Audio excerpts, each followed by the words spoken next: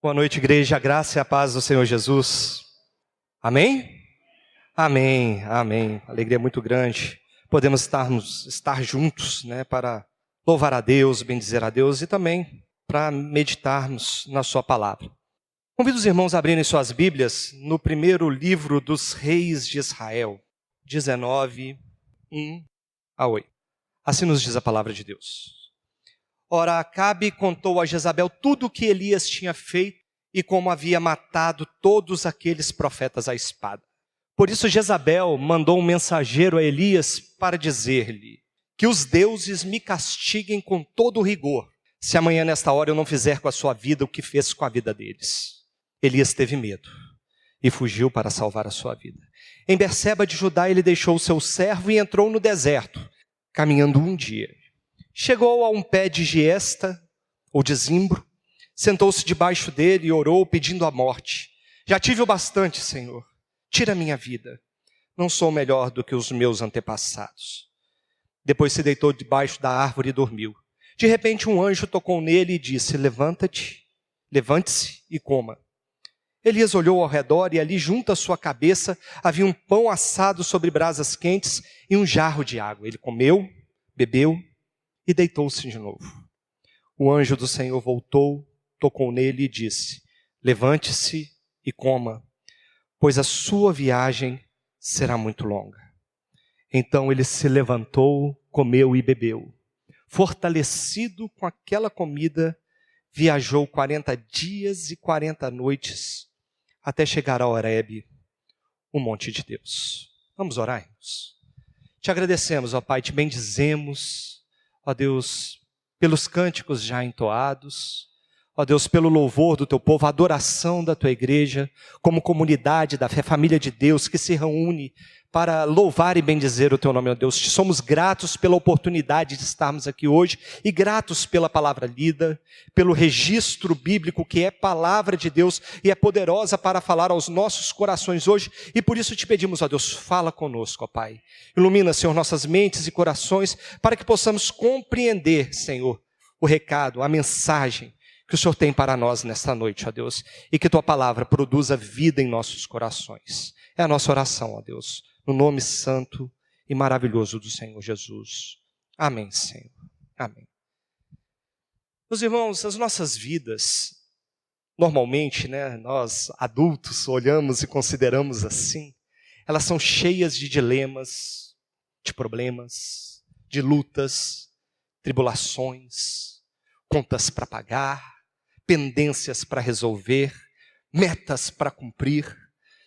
Todas as nossas preocupações com relação às nossas questões profissionais, familiares, de saúde, de relacionamentos, são muitas as questões da vida que enchem a nossa mente e a tendência é que essas questões nos distanciem de Deus quando nós tentamos ser nós mesmos, salvadores de nós, nossos próprios salvadores e solucionadores dessas questões.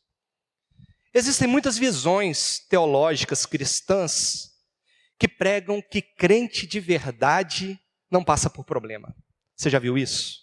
Tem gente que fala isso. Crente de verdade não passa por problema. Mas na verdade quem acha que crente não tem problemas ou não deveria passar por lutas, não tem uma visão teologicamente correta do viver cristão. A gente pode observar isso no Evangelho de João, capítulo 16, verso 33. O próprio Senhor Jesus advertiu os seus discípulos que no mundo eles teriam aflições. Eles teriam muitas aflições. E o texto que nós lemos é um retrato fiel de que crentes podem passar sim por situações que conduzem a um desânimo profundo e a um grande abatimento. É possível sim passar por momentos de grande fraqueza. Mas o texto também mostra a graça de Deus. Como a graça de Deus pode superabundar em meio ao pecado, em meio ao desalento, em meio ao abatimento. Muitas vezes nós falamos sobre graça, a gente fala muito isso. Nós cantamos sobre graça nessa noite, citando o texto de Efésios 2, que nós somos salvos pela graça e é dom de Deus, mediante a fé. Isso não vem de nós, não é mérito nosso, é dom de Deus. Nós cantamos isso. Mas o que é graça? Se nós formos definir bem rapidamente, simplesmente, o que é graça? Eu queria deixar para os irmãos aqui, antes de a gente continuar o sermão, uma breve definição de graça. Graça é quando Deus nos dá aquilo que não merecemos. Só isso. Tudo que nós, como pecadores, merecemos é a morte.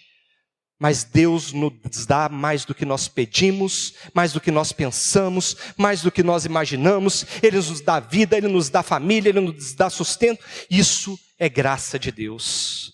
Deus, Ele é rico em graça. Ele dá mais do que nós pedimos ou pensamos. Ele não nos dá o que merecemos, que é a morte por causa do nosso pecado, mas por graça Ele nos dá a vida. Vamos voltar aqui para o texto, meus irmãos, rapidamente. Para entendê-lo, a gente vai precisar aprofundar um pouquinho no contexto histórico, no pano de fundo histórico daqueles dias de Elias e de Acabe. Após a morte de Salomão, o reino de Israel havia sido dividido em dois reinos. O reino do norte, chamado Reino de Israel, e o reino do sul, chamado o Reino de Judá. E Acabe era da sucessão, se tornou rei, na verdade, no reino do norte, o reino de Israel. E era lá que Elias estava profetizando. Acabe era um rei reprovado por Deus. Com o intuito de ampliar o seu poder, de crescer a sua influência naquela região, Acabe ele fez alianças com diversos povos, inclusive os sidônios, os povos de Sidom. Para isso ele casou com a filha do rei de Sidom, uma mulher chamada Jezabel. Imagino que alguém até tenha visto aí a novela da Record, que conta um pouquinho a história a respeito de Jezabel. E Jezabel, ao casar com Acabe, foi para Israel e levou para Israel a adoração, o culto aos ídolos do seu povo. Entre eles um Deus chamado Baal. E é nesse contexto que surge o profeta Elias, trazendo uma mensagem da parte de Deus contra a idolatria do povo de Israel e contra a idolatria do rei, a apostasia do rei Acabe, confrontando o culto a Baal. O profeta Elias, então, ele se encontra num determinado momento com Acabe e pede naquele momento que o rei se reunisse todo o povo de Israel no Monte Carmelo, um monte que ficava na costa norte de Israel, e falava assim: traz todo o povo, rei, e traz todos os 400 profetas de Baal que estão aqui no meio do povo de Israel. E o rei, ele ouviu a palavra de Elias e Acabe mandou que viesse todo o povo até o Monte Carmelo e os 400 profetas, 450 profetas de Baal. E lá, Elias propôs um desafio ousado.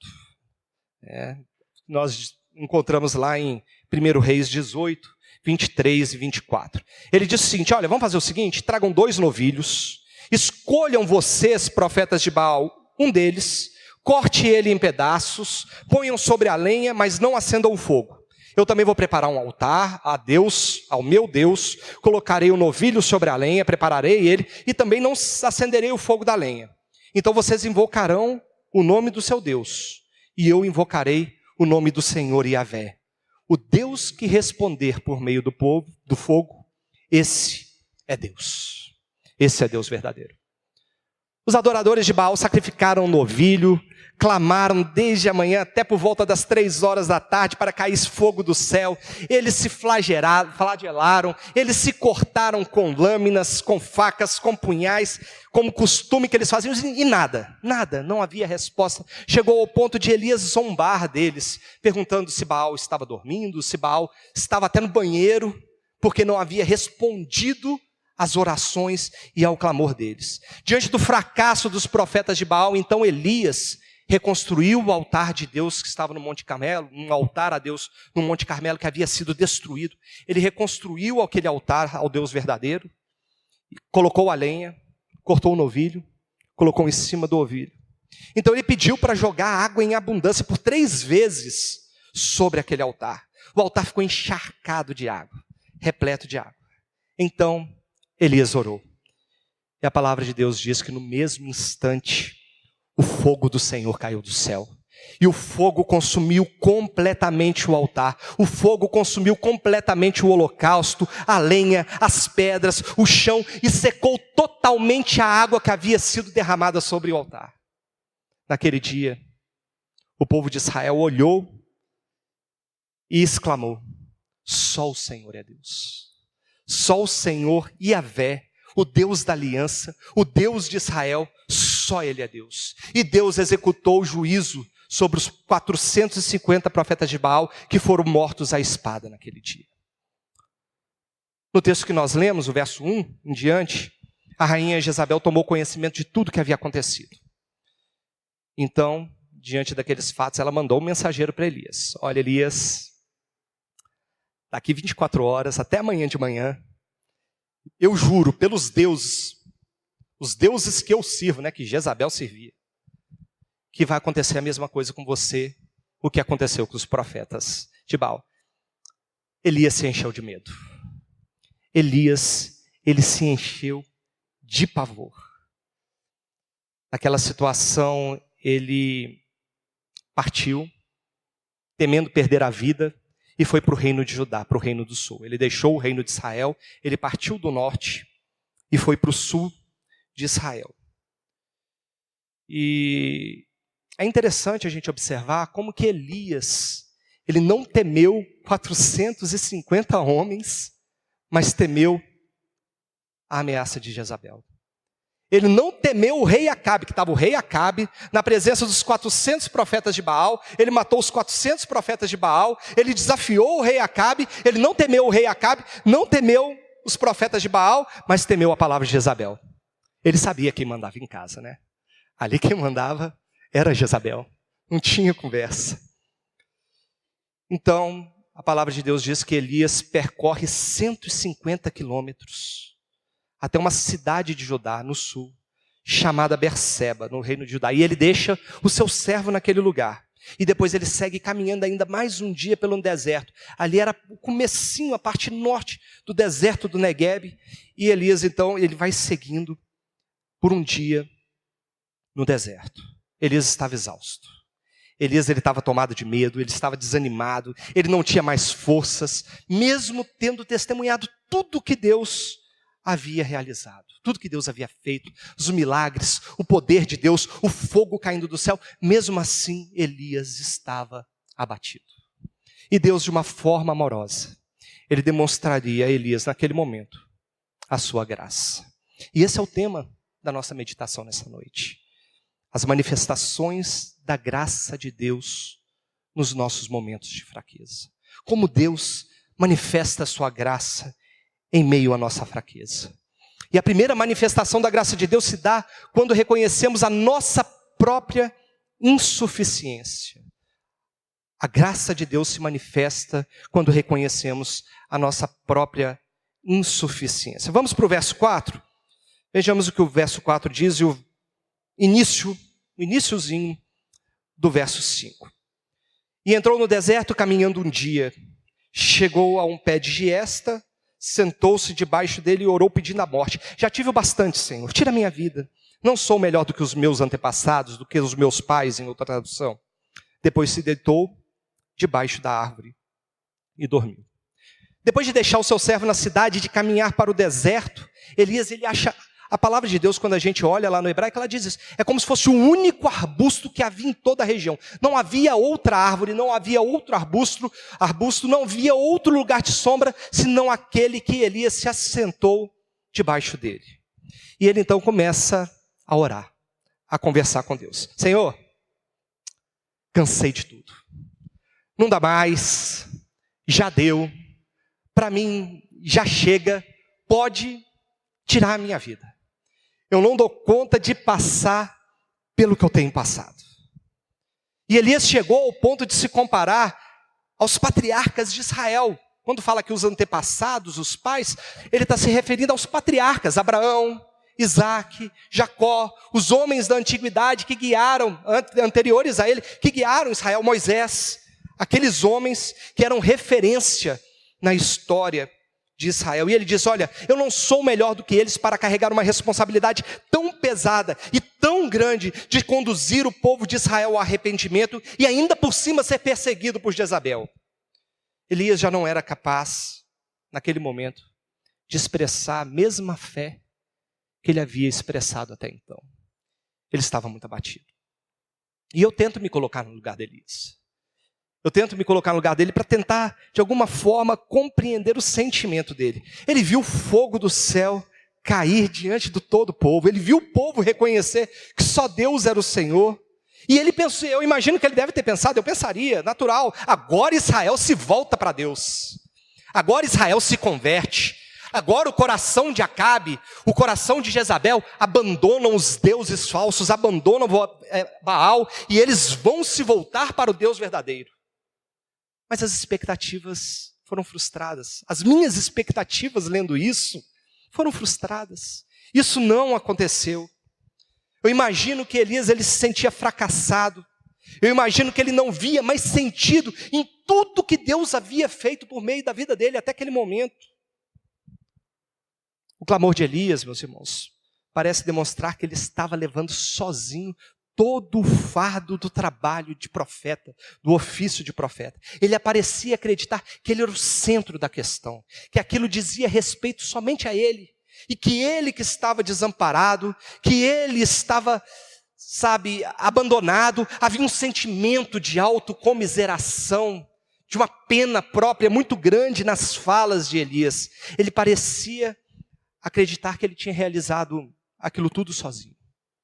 Dá essa impressão. Não necessariamente é o que o texto diz, mas a gente percebe alguma nuance nesse sentido no texto. Mas é interessante também que em meio à sua dor, Elias reconhece que ele era impotente, que ele era insuficiente. Ele reconhece que pelas suas próprias forças, ele não conseguiria levar o peso, levar o fardo de seu ofício de profeta. E era melhor para ele morrer do que prosseguir sozinho. Ele não queria prosseguir sozinho. Ele preferia morrer. Mas, meus irmãos, a fuga de Elias não estava alheia aos planos de Deus. Deus conduziu Elias, inclusive, para a sua fuga. E lá Deus tratou dele. E a primeira coisa que este tratamento divino, que essa operação da graça divina fez na vida de Elias, produziu na vida dele, foi o reconhecimento da sua fraqueza. Foi o reconhecimento da sua limitação. Foi o reconhecimento do seu desânimo, da sua insuficiência para lidar com as questões do seu ministério e as questões da sua vida, do seu trabalho como profeta e das perseguições que ele estava sofrendo. Essa história parece familiar, né? Pelo menos para mim é uma história muito familiar. Quantas vezes, por quantos momentos, nós nos sentimos como Elias? Qualquer semelhança não é mera coincidência. Vamos ver o que diz Tiago, capítulo 5, verso 17. Ele diz que Elias era homem semelhante a nós, sujeito aos mesmos sentimentos. Elias não era um super-homem. Ele não era um super-crente, imune a qualquer situação que pudesse trazer para ele desconforto. Não. Ele era homem como nós. Isso que Elias estava passando, certamente cada um de nós já passou em qualquer momento das nossas vidas. Tantas e tantas vezes nos sentimos como Elias. Por quantas vezes nos sentimos carregando o peso do mundo das nossas costas. Nos sentimos injustiçados, nos sentimos perseguidos. Elias pensou em jogar tudo para o alto, em desistir de tudo. Desistir desse negócio de ser profeta, de ser boca de Deus, de confrontar pecado, de anunciar a palavra de Deus. Ele pensou em desistir da própria vida. Quantas vezes nós pensamos que estamos sozinhos, que todas as coisas dependem de nós, e nós nos esquecemos que sem Cristo nós não podemos nada, e nós não fazemos nada. Quantas vezes fugimos para o deserto do nosso coração, e nós não recorremos à cruz de Cristo, que nós cantamos, ao lugar mais alto onde podemos estar, é ao pé da cruz, a cruz de Cristo. Quantas vezes deixamos de recorrer a Ele para lançar sobre Deus todos os nossos anseios, todos os nossos sofrimentos, e experimentar dEle o cuidado divino, o cuidado paterno dEle. Quantas vezes nós pensamos em jogar a toalha e desistir de tudo, e largar tudo. Elias chegou nesse ponto depois de muitas vitórias, depois de muitos avanços, depois de muitas manifestações do poder de Deus. Há certos momentos em que as coisas se tornam tão obscuras, nebulosas, que não fazem sentido para nós. Nada daquilo estava fazendo sentido para Elias de alguma forma. E nesses momentos nós somos de fato tomados por ansiedade, tomados pelo medo, e podemos nutrir expectativas que são irreais, que são esperanças do nosso coração, que não necessariamente correspondem à realidade. E se essas expectativas não acontecem do jeito que imaginamos, então as nossas estruturas se abalam e parece que o chão ele se abre debaixo dos nossos pés. Isso nos faz perceber, meus irmãos, como nós somos insuficientes, impotentes, incapazes. Nós não conseguimos nada sozinhos. Nós precisamos de ajuda. Nós precisamos, meus irmãos, de Cristo. A graça dele é suficiente. Ele passou por aflições maiores que a de Elias. Ele passou por dores e sofrimentos maiores que os meus e os seus. Ele sofreu dores inimagináveis, injustamente. Nós passamos muitas vezes por problemas gerados pelo nosso pecado, pela cobiça do nosso coração, pelo nosso próprio engano, mas Cristo não. Cristo sofreu pelos nossos pecados, o meu e o seu, e ele suportou perfeitamente até o fim. Nós precisamos, meus irmãos, daquele que venceu a morte para superar o sentimento do desejo de morte, como Elias estava sofrendo. Precisamos daquele que é o homem perfeito para nos ajudar na nossa imperfeição. Precisamos do Deus que se encarnou, porque como homem, ele passou por todo tipo de tentação sem pecado, sem pecar. E Cristo se compadece de nós nas nossas fraquezas, porque ele experimentou dessas fraquezas como homem. E Deus usa para isso também, meus irmãos, nossos irmãos, nossas irmãs, você que está aqui. Ele usa a sua igreja para que não estejamos sozinhos. Nós temos irmãos e irmãs em Cristo Jesus a quem podemos recorrer para nos aconselhar, para nos confrontar nos nossos pecados e erros, para orar conosco e para orar por nós. E muitas vezes abrimos mão de recorrer à igreja de Jesus e enfrentamos as nossas lutas e dilemas sozinhos, achando que nós conseguiremos, que nós podemos superar tudo isso. Nós não somos suficientes. Nós precisamos da graça de Cristo. E Ele usa a sua igreja para que, como comunidade da fé e família de Deus, possamos prestar suporte e auxílio uns aos outros. E após conduzir ao reconhecimento da nossa própria insuficiência, Deus apresenta a sua segunda manifestação da graça. Ele nos desperta com o seu toque. A graça de Deus se manifesta quando Deus nos desperta pelo seu toque. Vejamos os versos 5 ao verso 7. Depois se deitou debaixo da árvore e dormiu. De repente um anjo tocou nele e disse: levante-se e coma. Elias olhou ao redor e ali junto à sua cabeça havia um pão assado sobre brasas quentes de um jarro de água. Ele comeu, bebeu, deitou-se de novo. E o anjo do Senhor voltou, tocou nele e disse: levante-se e coma, pois a sua viagem será muito longa.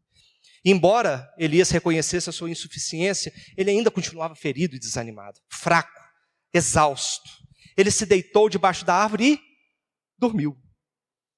Existem pessoas que até imaginam que Deus tratou Elias com sonoterapia, com alguma técnica mais elaborada de tratamento para o seu desânimo, a sua depressão, uma técnica de relaxamento profundo. Não, a Bíblia não indica isso.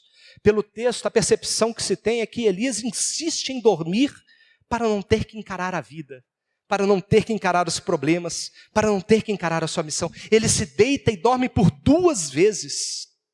Sabe quando você quer fugir do seu problema e dorme? Olha, estou com tanto monte de problema, vou dormir, que enquanto eu estou dormindo, o problema não me aperreia. Eu não fico preocupado com coisa nenhuma. Aparentemente, era uma segunda fuga de Elias. Elias continuava fugindo dos seus problemas, do seu desânimo. Deus não induz Elias ao sono. Pelo contrário, ele via o seu anjo para tocá-lo e para despertá-lo. E quando ele acorda, estava preparado pão e água para Elias. E o anjo ordena: come, levanta e come. Elias levanta, come, e o que acontece? Ele volta a dormir. A Bíblia relata que o anjo veio uma segunda vez, tocou, despertou e ordenou: Elias, levanta-te, coma. E agora tem uma outra ordem adicional, porque uma advertência. A sua viagem será longa. A sua jornada será muito longa. E eu quero fazer um breve comentário aqui, meus irmãos, no seguinte. É interessante observar a designação dada pelo autor bíblico para o anjo do Senhor. No verso 5 ele fala que um anjo tocou Elias. Já no verso 7, esse anjo ele é designado de uma forma muito específica. O anjo do Senhor voltou, tornou a tocar e a despertar Elias. E esse é um termo muito específico na Bíblia, muito interessante, porque esse termo ele é usualmente usado para fazer a referência à aparição de Deus, da segunda pessoa da Trindade, o Filho pré-encarnado na história da redenção no Antigo Testamento. Jesus, antes de sua encarnação, Deus Filho, ele aparece. E a palavra de Deus, usualmente, chama essas aparições como o anjo do Senhor. Quer ver um exemplo disso? Abra a sua Bíblia em Êxodo, capítulo 3, verso 1 a 4, por gentileza. Moisés estava pastoreando o rebanho do seu sogro e algo inusitado chamou a atenção dele. Uma planta, uma sarça em chamas que se queimava, mas não se consumia. Estava em chamas, mas não se consumia. O verso 2 afirma o quê? Que o anjo do Senhor lhe apareceu numa chama. Na sequência, o verso 4 afirma que o Senhor viu que Moisés se aproximava, então do meio da sarça, Deus o chamou. O anjo do Senhor era o próprio Deus que o chamou. Moisés, Moisés, e ele respondeu, eis-me aqui. E a semelhança de Moisés, Elias estava recebendo a visita do próprio Deus. Não era um intermediário, não era um ser angelical, era o próprio Deus que o tocava e o despertava para encorajá-lo a prosseguir nos propósitos para o qual havia sido chamado. Elias teve um encontro pessoal com Jesus naquele momento, com o Filho de Deus pré-encarnado. Meus irmãos, nos dias de hoje, um dos principais males da vida pessoal e profissional é o que os coaches chamam de procrastinação. A pessoa resiste a todo custo fazer as suas obrigações, atender ao seu trabalho, em troca de momentos passageiros de prazer e lazer. Nós acumulamos nossos trabalhos, nossas obrigações, em troca de uma fuga da realidade. Queremos viver uma bolha que nos proteja e nos faça evitar os nossos problemas, os nossos dilemas. A procrastinação é um dos males modernos mais combatidos, seja na vida profissional, seja na vida pessoal, porque ela traz danos irreparáveis. Aquele efeito bola de neve, quando as nossas obrigações vão se acumulando e se acumulando. Assim como Elias, nós também descobrimos válvulas de escape, métodos de fuga do nosso problema. Por vezes nós fugimos, como Elias, com o isolamento, com a solidão, com o sono. Existem outros métodos de fuga, que são mais modernos. Tem a geladeira, tem o brigadeiro, não é mesmo? O consumismo desenfreado com cartão de crédito lá no shopping, as máscaras das mídias sociais, uma sexualidade distorcida, principalmente com o consumo de pornografia e outros vícios e pecados dos nossos dias, nos quais nós buscamos nos refugiar e fugir da presença de Deus, nos isolar, viver uma realidade paralela, uma realidade outra. E esse é um dos perigos principais para a vida do crente. Um dos perigos principais para ele está no sono espiritual para fugir do próprio Deus. Nós corremos risco de, por causa da vergonha do nosso pecado ou da fuga de Deus, nos enclausurarmos e nos isolarmos da presença dele. Uma verdadeira procrastinação espiritual. Nos nossos momentos de fraqueza e desânimos, somos muito propensos a afastar da presença de Deus, a diminuir a nossa leitura devocional da palavra de Deus, a diminuir os nossos encontros com Deus em oração, até que não existam mais. Nós somos propensos, inclusive, a deixar de congregar e a nos afastar da igreja, que é a comunhão dos santos. Quando isso acontece, irmãos, nós precisamos do toque de Jesus. Precisamos de um despertamento do anjo do Senhor. E ele sempre vem ao nosso encontro. Ele sempre vem ao nosso encontro, seja por meio da pregação da palavra, seja por meio do aconselhamento, seja por meio do cuidado de um irmão. Talvez Deus já até esteja falando conosco nessa noite, já tenha tocado seu coração de uma forma diferente, de uma forma especial, de uma forma amorosa, para te despertar do sono espiritual, te trazer de volta para a sua presença com vigor, com disposição. Mas como Elias, pode acontecer da gente querer voltar a dormir, não querer ficar acordado. Queremos permanecer em fuga. Mas é isso que jamais conseguiremos fazer. O Salmo 139, verso 7, diz o seguinte: para onde poderia eu escapar do teu espírito? Para onde poderia fugir da tua presença? Nós não podemos jamais fugir de Deus, jamais fugiremos. Deus insistiu com Elias e tocou nele pela segunda vez, e o despertou pela segunda vez, e o mesmo Deus misericordioso, irmãos, tem insistido conosco muitas e muitas e muitas vezes para nos despertar do nosso desânimo espiritual. Hoje, mais uma vez, Ele está nos chamando, de uma forma suave, de forma amorosa, para que possamos sair da nossa inércia espiritual e nos voltarmos para Ele. E por fim, meus irmãos, a terceira manifestação da graça de Deus, em meio aos momentos de fraqueza, se dá quando somos sustentados e fortalecidos para prosseguir. A graça de Deus se manifesta quando somos fortalecidos para a jornada. Versos 7 e 8, vem comigo, a palavra de Deus diz o seguinte: o anjo do Senhor voltou, tocou nele e disse: levante-se e coma, pois a sua viagem será muito longa. Então ele se levantou, comeu e bebeu, e fortalecido com aquela comida viajou 40 dias e 40 noites, até chegar a Horebe, o monte de Deus. Então, meus irmãos, depois de tocar e despertar Elias, Deus o alimentou. E foi essa comida dada por Deus que sustentou e que fortaleceu Elias para um outro deserto que ele enfrentaria. 320 quilômetros de caminhada até o Monte Sinai, que era o Monte Horebe. Elias então comeu daquele pão, bebeu daquela água, ele se levantou e caminhou por 40 dias e 40 noites, percorrendo a pé 320 quilômetros até um monte onde Deus havia estabelecido a sua aliança com Moisés. A mesa que Deus havia preparado então para Elias foi fundamental para o progresso do profeta na sua jornada. Depois de participar do pão que o anjo lhe havia preparado, ele caminhou os 320 quilômetros, os 40 dias e 40 noites, e a palavra de Deus nos dá a entender que ele fez isso sem precisar comer mais nada durante todo esse período. Com a força daquela comida, ele caminhou os 40 dias e os 40 noites.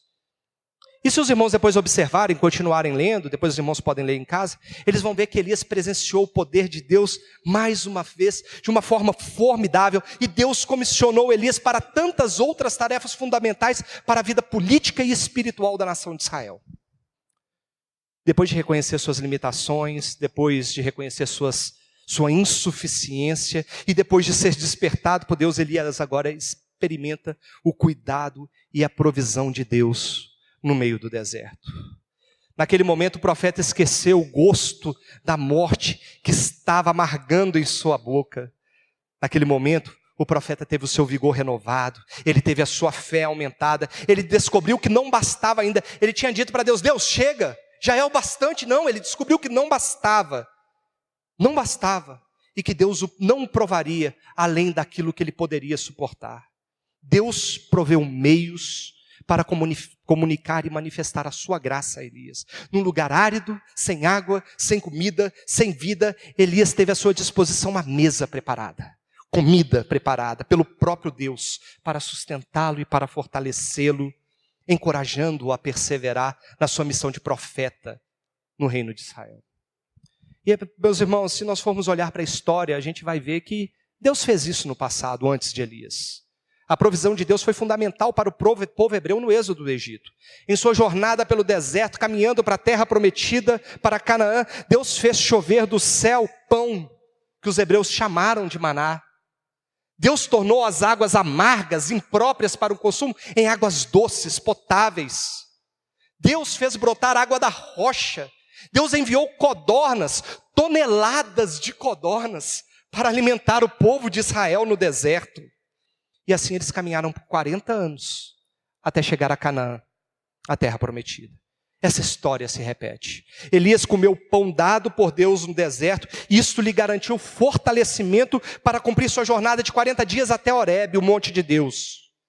Jesus é o pão da vida que desceu do céu e que nos alimenta e nos fortalece para atravessarmos esse grande deserto deste mundo em direção à terra que Deus nos prometeu, a Canaã celestial. E nós não conseguiremos prosseguir na nossa jornada cristã sem o sustento e sem o fortalecimento que Jesus pode nos dar, vindo da parte de Deus, principalmente se nos encontrarmos fracos e abatidos.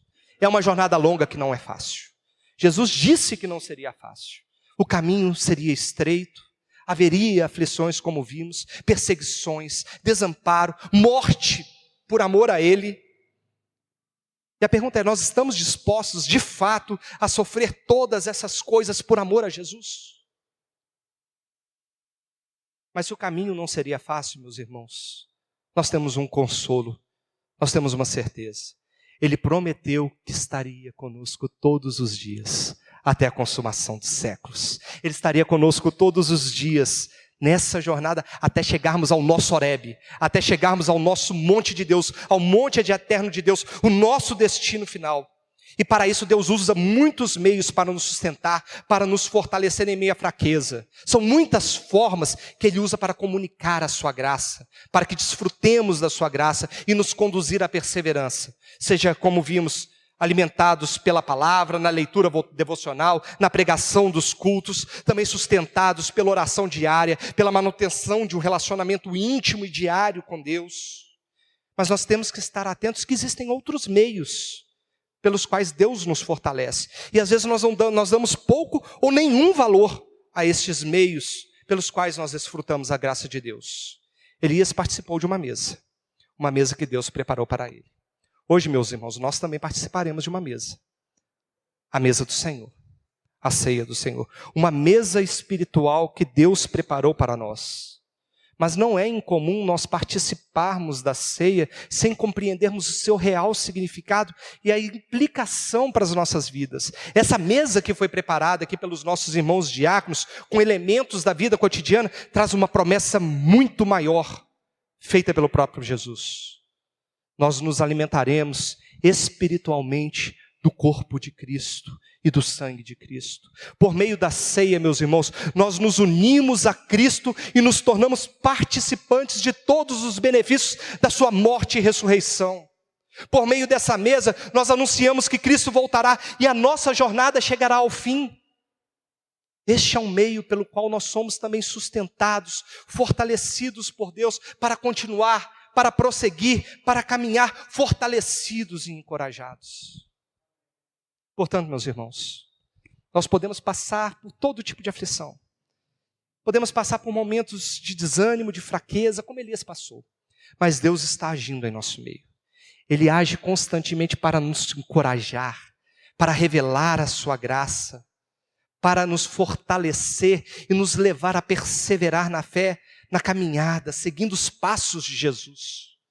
Nós podemos até questionar o porquê de passarmos por momentos de desânimo, momentos de tristeza, de fraqueza. Deus tem um propósito em todas essas coisas. Deus tem um propósito para nós quando passamos pelos nossos momentos difíceis.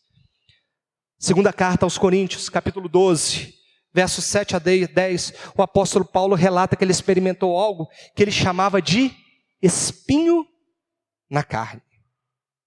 E a palavra de Deus diz que esse espinho o abatia e o atormentava. E por 3 vezes ele pediu a Deus que o livrasse desse espinho. Mas a resposta de Deus para Paulo foi: minha graça é suficiente a você, pois o meu poder se aperfeiçoa na fraqueza. Paulo, então, ele conclui: portanto, eu me gloriarei ainda mais alegremente em minhas fraquezas, para que o poder de Cristo repouse em mim. Por isso, por amor de Cristo, regozijo-me nas fraquezas, nos insultos, nas necessidades, nas perseguições, nas angústias, pois quando sou fraco, é que sou forte.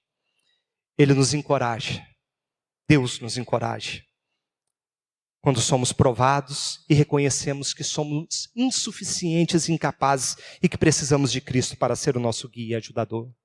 A graça de Jesus é suficiente para nós, meus irmãos. Ele nos encoraja quando vem ao nosso encontro de uma forma amorosa, de uma forma paterna. Ele nos toca e nos desperta da nossa letargia, do nosso sono espiritual. Ele nos encoraja quando provê os meios pelos quais nós desfrutamos da sua graça, usufruímos da sua graça e assim somos sustentados e fortalecidos. Quando estamos fracos, meus irmãos, Ele vem com o seu poder para nos encorajar e para mostrar que a nossa caminhada na sua presença não depende de nós, não é mérito nosso, não é pela nossa força, mas depende exclusivamente da graça e da misericórdia de Jesus. E a sua graça é suficiente para nós. Quando estamos fracos, é na maravilhosa graça de Jesus que encontraremos a nossa força. Amém, meus irmãos?